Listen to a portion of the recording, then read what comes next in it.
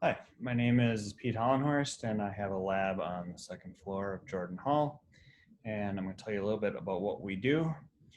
So our lab focuses on specificity within the ETS family of oncogenic transcription factors. And this is what my lab currently consists of. At the moment I'm taping this, we have 3 graduate students, Taylor, Brady, and Ben, each representing one of the graduate programs from which we take grad students. By the time you see this, Taylor will have graduated and moved on to her postdoc. So we'll have 2 graduate students, Ben and Brady. And then we also have a full-time lab manager, Stevie, and a postdoc, Stephanie.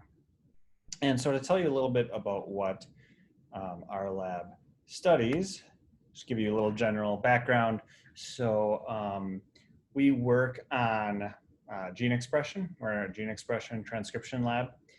And so as you know, all the cells in the human body have the same DNA, the same genes. Yet different cell types look very different and act very differently. And this includes cells which go on to be diseased, such as tumor cells, which also act very differently. And so the reason cells are different is because they express different subsets of that same set of genes. So control over where and when genes are expressed is critical for both development, but also for cancer development.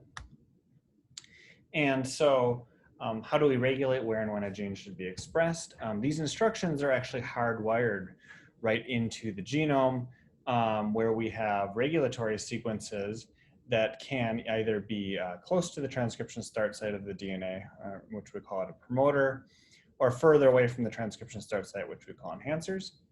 And these regulatory sequences say where and when a gene should be expressed. And then interpreting these sequences, we have proteins called transcription factors, or sequence-specific DNA binding proteins, which can recognize specific sequence codes and then interpret those to help the gene either turn on or turn off. So my lab works on one specific family of transcription factors. These are called the ETS transcription factors. There are 28 of these in humans. And we group them all together because if you see here on the right in red, this is they all share this very conserved ETS DNA binding domain. So the DNA binding or the sequence-specific recognition motif is the same on all of them or very similar. The rest of the proteins can be very different. And so here's a structural representation of the ETS DNA binding domain. And because all of the DNA binding domains are so similar, all of the ETS proteins actually recognize a very similar DNA sequence shown here.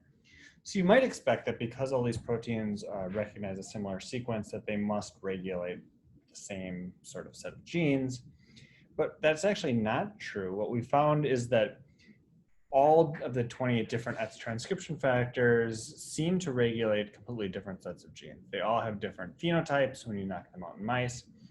And so this sort of leaves a central conundrum of how a group of transcription factors that all recognize the same sequence can do very different things. And that's something we have focused on for a long time in my lab.